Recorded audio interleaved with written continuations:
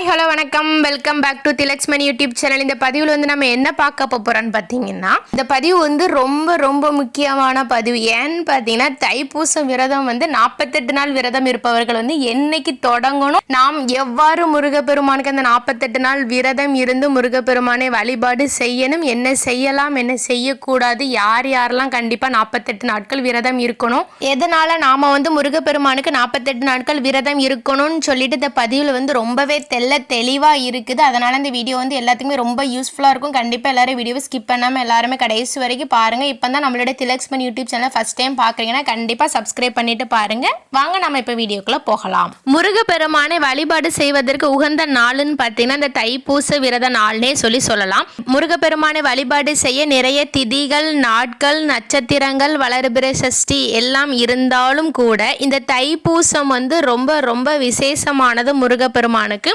இந்த தைப்பூச திருநாள் வந்து முருக பக்தர்களால் கொண்டாடக்கூடிய ஒரு கோலாகல திருவிழானே நம்ம வந்து சொல்லலாம். இந்த தைப்பூச விரதம் வந்து ஒரு சில பேர் வந்து 48 நாட்கள் விரதம் இருப்பாங்க, ஒரு சில பேர் 21 நாட்கள் விரதம் இருப்பாங்க.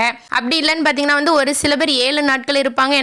எனக்கு விரதம் இருக்க முடியலன்னு சொல்றவங்க வந்து ஒரு நாள் கூட விரதம் இருந்து முருகப்பெருமானை வந்து வழிபாடு செய்வார்கள். இந்த தைப்பூச திருநாளில் பக்தர்கள் வந்து காவடி எடுத்து அழகு குத்தி பால் குடம் தூக்கி விரதத்தை வந்து நிறைவு செய்வார்கள். ஒவ்வொருத்தரும் வந்து ஒவ்வொரு மாதிரி வந்து விரதம் இருந்து முருகப்பெருமானை வந்து வழிபாடு செய்வார்கள். தைப்பூசம் அன்று முருகப்பெருமானுக்கு காவடி எடுத்து சென்றால் நடக்காத காரியம் கூட நடைபெறும் என்பது நம்பிக்கை. நம்மளுடைய கண்கண்ட தெய்வமாக இருக்கக்கூடிய பக்தர்களால் போற்றப்படக்கூடிய தமிழ் கடவுளான முருகப்பெருமானுக்கு மிக மிக முக்கியமான விரதங்களில் ஒன்று இந்த தைப்பூச திருநாள் விரதம். சரி, இப்போ வந்து தைப்பூச திருநாள் வந்து எப்படி கணக்கீடு செய்யறாங்கன்னு பார்த்துடலாமா? தை மாதத்தில் வரக்கூடிய பௌர்ணமியும் பூச நட்சத்திரமும் சேர்ந்து வரக்கூடிய நாளே தான் நாம் வந்து தைப்பூசம் என்று வந்து அனைத்து முருக பக்தர்களும் வந்து கொண்டாடுகிறோம்.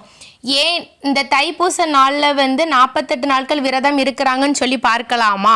12 ராசிகள், 27 நட்சத்திரங்களும் 9 நவக்கிரகங்களும் சேர்ந்தது தான் 48 நாட்கள். இதன் மூலமாக தான் 48 நாட்கள் விரதம் இருக்கிறார்கள். இந்த 48 நாட்கள் வந்து விரதம் இருக்கிறதால வந்து அனைத்து நட்சத்திரங்கள், ராசிகளும் கிரகங்களையும் வழிபடுவதற்கு இணையானது என்று சொல்லப்படுகிறது.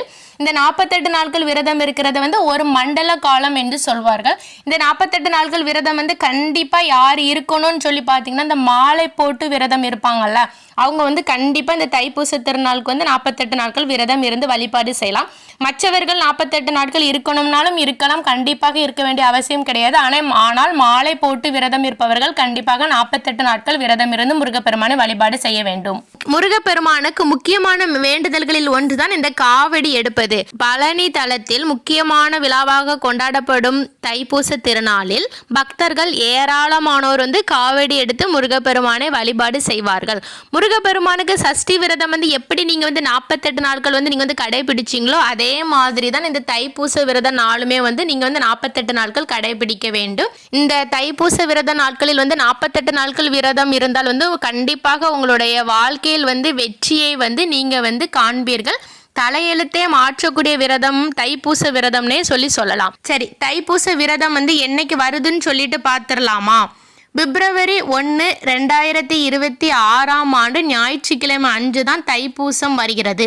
இந்த தைப்பூச விரதம் வந்து கட்டாயமாக 48 நாட்கள் வந்து விரதம் இருக்கணுமான்னு சொல்லி கேட்டிங்கன்னா கட்டாயம் கிடையாது. முதல்ல சொன்ன மாதிரி தான் மாலை போடுறவங்களா இருந்தால் வந்து கட்டாயமாக வந்து 48 நாட்கள் விரதம் இருப்பது வந்து ரொம்பவே நல்லது. முருகப்பெருமானினுடைய அருளையும் வந்து பரிபூரணமாக பெறுவார்கள். சரி, இப்போ வந்து இந்த 48 நாள் விரதம் வந்து என்னைக்கு ஆரம்பிக்கணும்னு சொல்லி பார்க்கலாமா? மாலை போடுறவங்க வந்து கரெக்டாக டிசம்பர் 15 திங்கட்கிழமை அன்று வந்து நீங்கள் வந்து மாலை போட்டு வந்து நீங்கள் வந்து விரதம் இருக்கிறதுக்கு வந்து நீங்கள் வந்து தொடங்கிடலாம். எப்படி விரதம் இருக்கணும்னு சொல்லி பார்த்தீங்கன்னா வந்து காலையிலேயே நல்லா எலும்பி குளிச்சு நல்லா சுத்தபத்தமாக இருந்து முருகப்பெருமானுக்கு வந்து நீங்கள் வந்து வழிபாடு செய்ய வேண்டும். இந்த 48 நாட்களிலும் வந்து சட்கோண தீபம் ஏற்றி வழிபாடு செய்வது வந்து ரொம்பவே நல்லது. உங்களுக்கு வந்து இந்த 48 நாட்களுமே வந்து உங்களுக்கு வந்து சட்கோண தீபம் ஏற்ற முடியலன்னு சொல்கிறவங்க வந்து செவ்வாய்க்கிழமைகளில் ஏற்றலாம், சஷ்டி தீதியில் ஏற்றலாம். முருகப்பெருமானுக்கு உகந்த கார்த்திகை நட்சத்திரம் வரும் நேரத்திலேயாவது வந்து நீங்கள் வந்து சட்கோண தீபம் ஏற்றி வந்து வழிபாடு செய்யுங்கள். உங்களுடைய வேண்டுதல்கள் வந்து அத்தனையும் நிச்சயம் வந்து நிறைவேறும். சட்கோண தீபம் ஏற்றும்போது வந்து நெய் தீபம் ஏற்றுவது வந்து ரொம்பவே விசேஷமானது. எனக்கு நெய் ஊற்றிலாம் தீபம் ஏற்ற முடியாதுன்னு சொல்கிறவங்களாம் கவலைப்படாதீங்க. நீங்கள் வந்து நல்லெண்ணெய் ஊற்றி வந்து நீங்கள் வந்து தீபம் ஏற்றி வழிபாடு செய்யுங்கள், அதுவும் நல்லது தான். இப்போ விரதம் இருக்கிறவங்க வந்து என்ன செய்யலாம் செய்யக்கூடாது என்று பார்த்துடலாமா?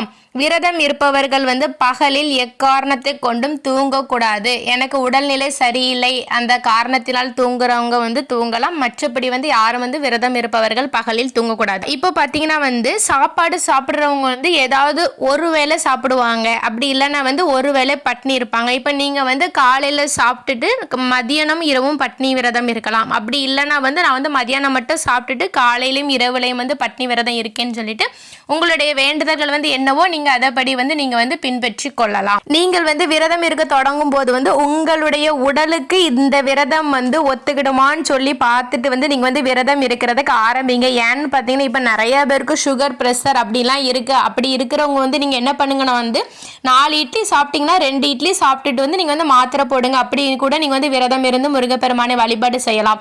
ஏன்னு பார்த்தீங்கன்னா வந்து முருகப்பெருமான் வந்து எனக்கு அப்படி தான் விரதம் இருக்கணும் இப்படி தான் விரதம் இருக்கணும்லாம் சொல்லவே கிடையாது.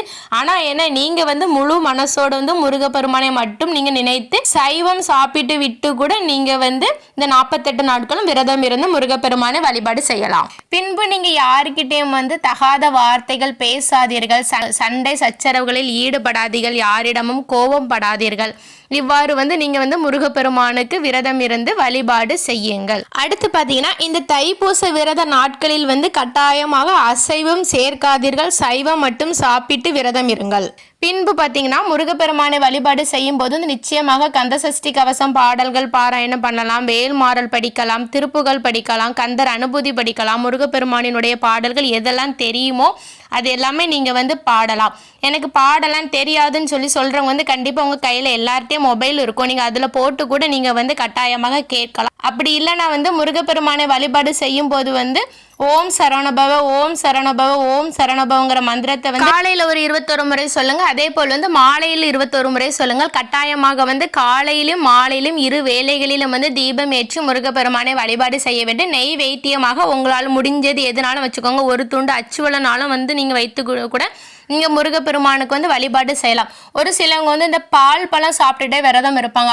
அவங்க வந்து முருகப்பெருமான்ட்டு வந்து அந்த பாலும் பழத்தையும் வைத்து நீங்கள் வழிபட்ட பின்பு வந்து அதை நீங்கள் எடுத்து குடிச்சிட்டு கூட நீங்கள் வந்து விரதத்தை வந்து நீங்கள் வந்து தொடரலாம். முடிஞ்சவங்க வந்து பக்கத்தில் வந்து உங்கள் வீட்டுக்கு அருகில் வந்து முருகப்பெருமானுடைய ஆலயங்கள் இருந்தால் தாராளமாக ஏதாவது ஒரு வேலையாவது செஞ்சு முருகப்பெருமானை வந்து வழிபட்டு விட்டு வாருங்கள், ரொம்பவே நல்லது. இப்படி தான் வந்து தைப்பூச விரதம் வந்து இருக்கணும். நீங்கள் வந்து தைப்பூச விரதம் இருந்து முருகப்பெருமானை வழிபாடு செய்வதால் வந்து உங்களுடைய தலையெழுத்து நிச்சயமாக மாறும். உங்களுடைய வாழ்க்கையில் உள்ள கஷ்டம் கவலைகள் அனைத்தும் நிச்சயமாக தீரும். தைப்பூச திருவிழா வந்து ஒரு அற்புதமான திருவிழா. அனைவரின் வேண்டுதல்களையும் நிறைவேற்றி வைக்கும் விரதங்களில் ஒன்றாக தைப்பூச திருவிழா வந்து கருதப்படுகிறது. அதனால் வந்து முடிஞ்சளவு வந்து கண்டிப்பாக இந்த தைப்பூச விரதத்தை வந்து கடைபிடித்து முருகப்பெருமானுடைய ஆசீர்வாதத்தை பரிபூரணமாக பெறுங்கள். ஓகே ஃப்ரெண்ட்ஸ், இப்படி தான் தைப்பூச விரதம் வந்து மாலை போட்டு முருகப்பெருமானை வந்து வழிபாடு செய்ய வேண்டும். உங்களுடைய நண்பர்கள் யாராவது தைப்பூச விரதம் இருக்கணும்னு சொல்லி நினைச்சாங்கன்னா கண்டிப்பாக அவங்களுக்கு இந்த வீடியோ வந்து ஷேர் பண்ணுங்கள். நான் வந்து இனி அடுத்தடுத்து 21 நாட்கள் விரதம் வந்து என்னைக்கு வந்து கடைபிடிக்கணும், 7 நாட்கள் விரதம் வந்து என்னைக்கு கடைபிடிக்கணும், விரதம் இல்லாதவர்கள் வந்து எவ்வாறு வந்து முருகப்பெருமானுக்கு விரதம் இருந்து வழிபாடு செய்ய வேண்டும் என்று வந்து அடுத்தடுத்து பதிவு போடுறேன். அதனால் வந்து கண்டிப்பாக வந்து சப்ஸ்கிரைப் பண்ணி வச்சுக்கிடுங்க.